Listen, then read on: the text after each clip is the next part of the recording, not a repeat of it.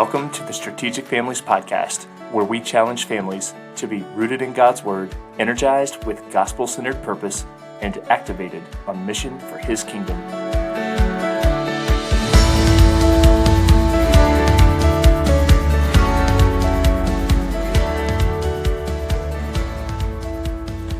Hello, everybody, and welcome to another episode of the Strategic Families Podcast. Today's episode is the second installment on our series of ideas to infuse the holidays with meaning and purpose, and this is a fun one. We have back on the podcast my sister-in-law, Amy Frank, who is just so intentional with her family in so many ways, and today we're going to focus in on an epic holiday called St. Nicholas Day, which is just around the corner on December 6th. If you've never heard of St. Nicholas Day, take a listen. This could be a new tradition for your family, and it's just a great way to bless others around you. Okay, enjoy. Well, today I'm excited to welcome back to the show my sister-in-law, Amy Frank. Amy, welcome back to the podcast. Great to be here again, Graham. We've all become big fans of this podcast. Excellent. Well, today is an exciting episode because we're going to talk about something that I know you're passionate about, something that our family has been involved in because of you guys, and that is St. Nicholas Day. Now, I imagine some of our listeners, but probably most, have not heard about St. Nicholas Day. Amy, you were our model for St. Nicholas Day. We started celebrating it a few years ago. Let's just do some basics here. What is St. Nicholas Day, and where did you guys hear about celebrating it? Is this a Frank family original, or where did this come from? Well, St. Nicholas Day itself, of course, did not originate with us. We heard about it a long time ago. People have been celebrating it, obviously, for hundreds of years. But we heard, I guess when my kids were young, we were at an Episcopal/Anglican church, and they started talking about all kinds of different holidays that we had never heard of before, different saints' days and things. And we have not adopted many of those days, but St. Nicholas Day really stuck with us.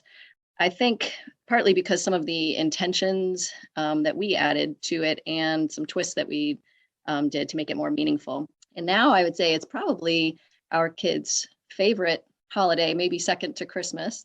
I did ask our son that graduated from high school a couple of years ago when he went away to college. I said, now, which of our family traditions or holidays were your favorites as a kid? And this was the one that he brought up. So wow, quite meaningful to us. That is awesome. Okay, so let's do a few basics. When is it? When should we celebrate St. Nicholas Day? Okay, it's December 6th. And yeah, that is when, I believe, when St. Nicholas, the actual person, died. I think that's the day they think he died. And he lived back in the 300s, so a very long time ago, in what is now modern day Turkey, but back then was part of the Greek civilization. And so he was a real person that we can celebrate. And his character, from what we know, when he was pretty young, his parents died and left him a pretty sizable inheritance. And he took seriously Jesus's commands to give away his possessions and to share with the poor. So there's lots of legends now about how he would go around and anonymously give to people who were in need. One story says that, he dropped gold coins in this girl's shoes which happened to be sitting outside of her house or something, and he somehow got these gold coins in there so that she could have a dowry to get married. So that's where the idea of stockings and putting out your shoes or your stockings, depending on your country, came from. But he also, besides that, he has kind of an interesting character in church history. He was imprisoned at one point under the Emperor Diocletian. So he was kind of persecuted for his faith. And afterwards, he attended the important Council of Nicaea. And he was a bishop, and he was debating with a bunch of other bishops and church leaders of different doctrines of the Christian faith. And one of the guys he felt like was a heretic and teaching heresy. I think his name was Athanasius. And Nicholas apparently went over and punched him in the face. I actually heard that recently. That's so funny.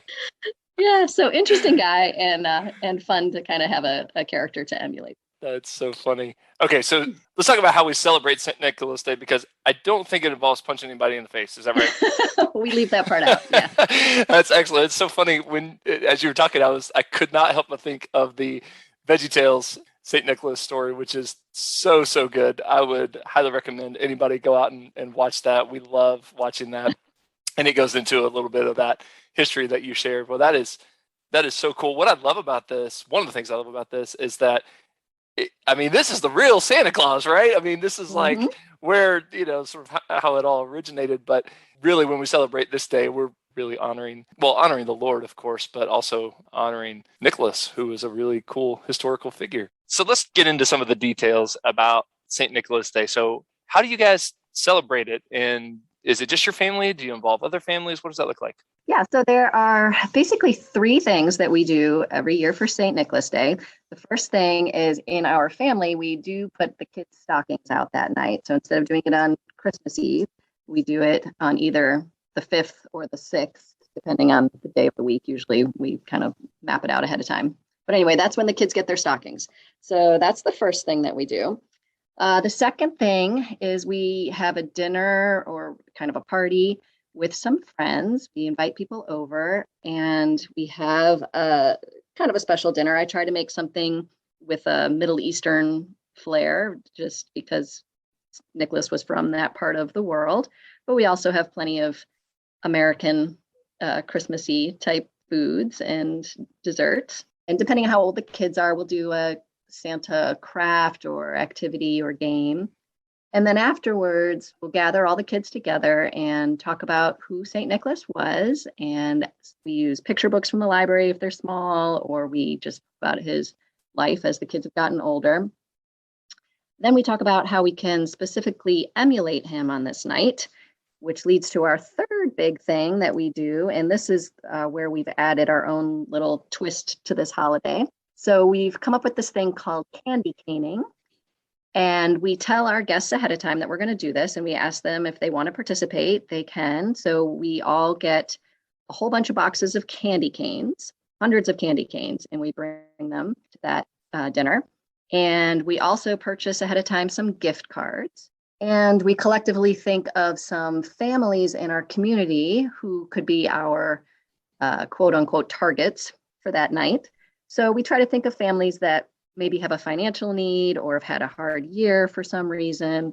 So we try to come up with a list of, 3, 4, 5 different families that we're going to candy cane that night. So then when the night comes, we tell all the kids what we're going to do, and we tell them we're going to do it really secretly under the cover of night, and they have to be really quiet and stealthy.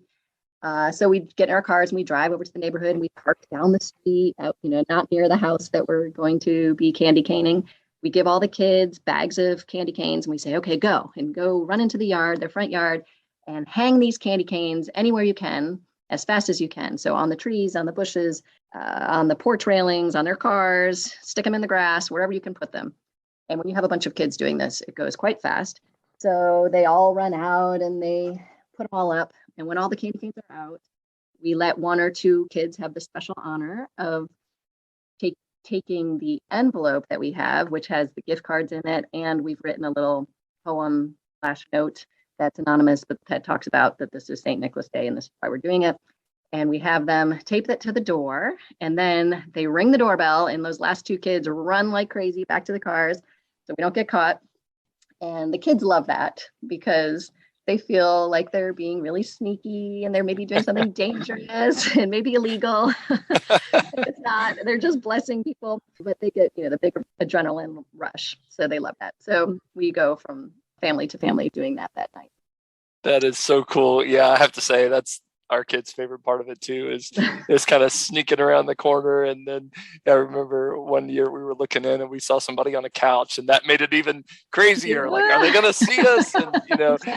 yeah, it's so good to hear you say that you hang the candy canes on bushes and stuff. We always try to push them into the ground. And I'm just here to tell people that most of the time a candy cane will not push into the ground unless it just rained or something like that. They end up snapping and we're in somebody's front yard just like breaking candy canes. No, but what a cool tradition. I didn't realize that you guys had made that up. That is awesome.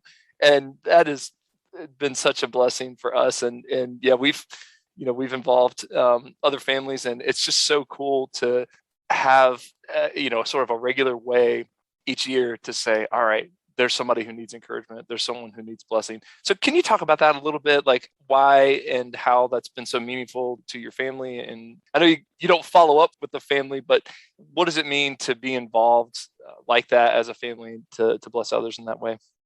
Yeah, I think it's just good for kids to actively do something. Every Christmas we try to do the World Vision catalog, or send money for a cow to somebody in another country or something like that, which I think that's all really great. But kids also like to be part of something and not just know about it, but to do something. So I think they just like having the front row seat in the activity behind it.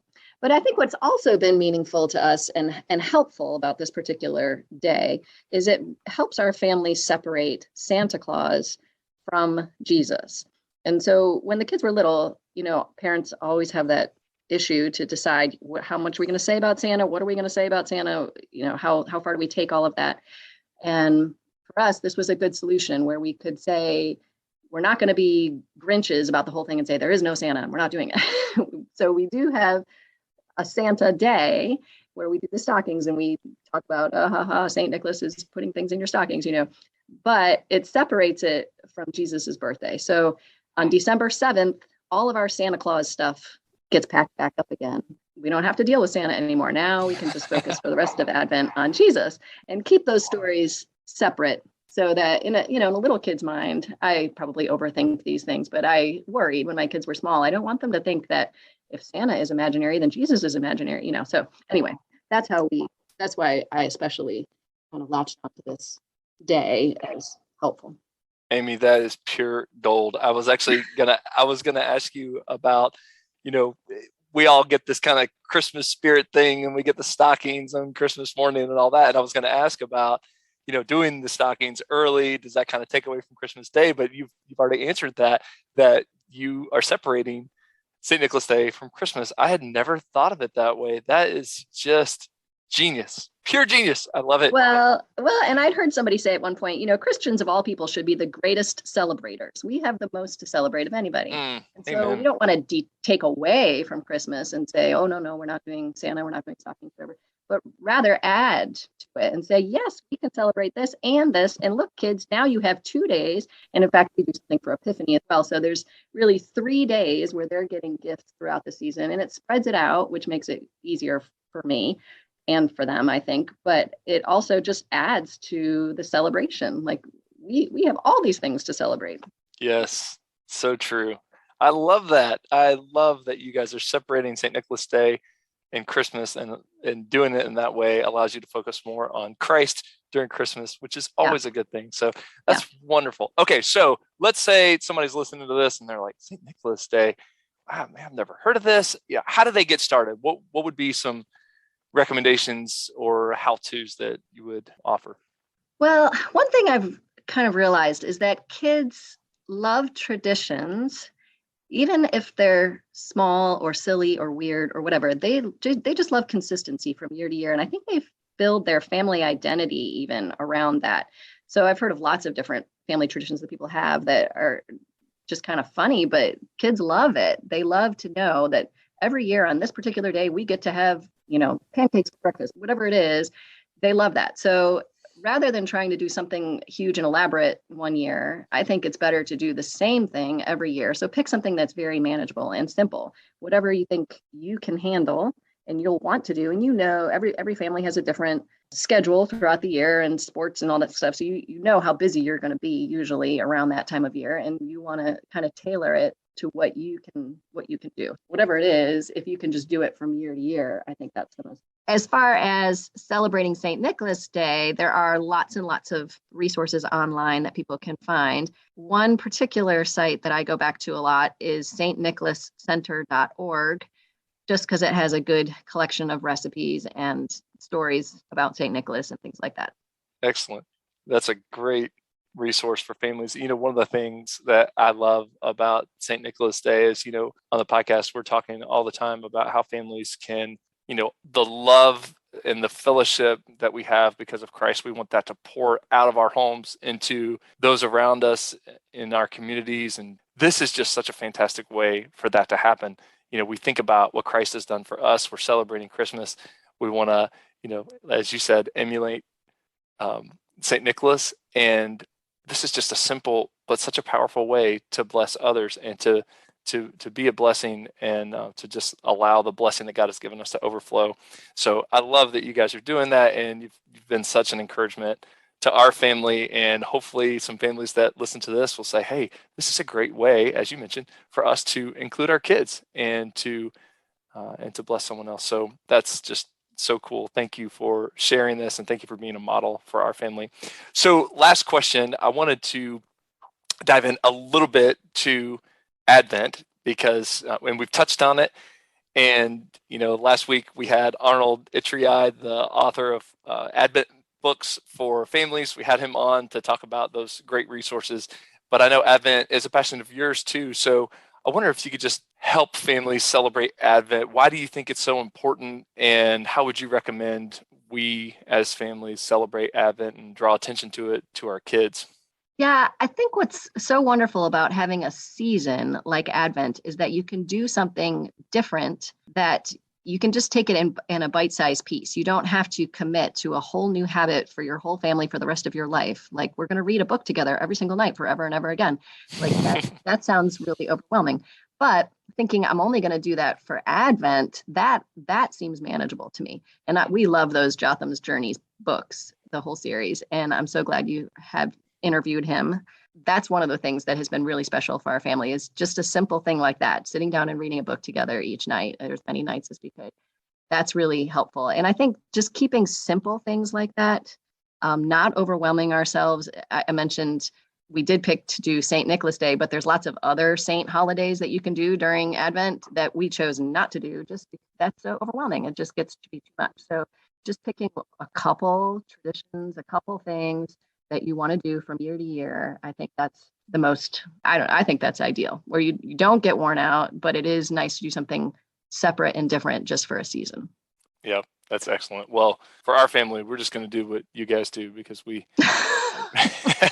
we admire you guys so much. So anyway, well, Amy, this has been a joy, and thank you so much for encouraging us in this way, and hopefully someone out there can take this and run with it and do something really cool that honors the Lord and blesses others. So yes. Thank you so much. Well, my pleasure, Graham. Thanks so much.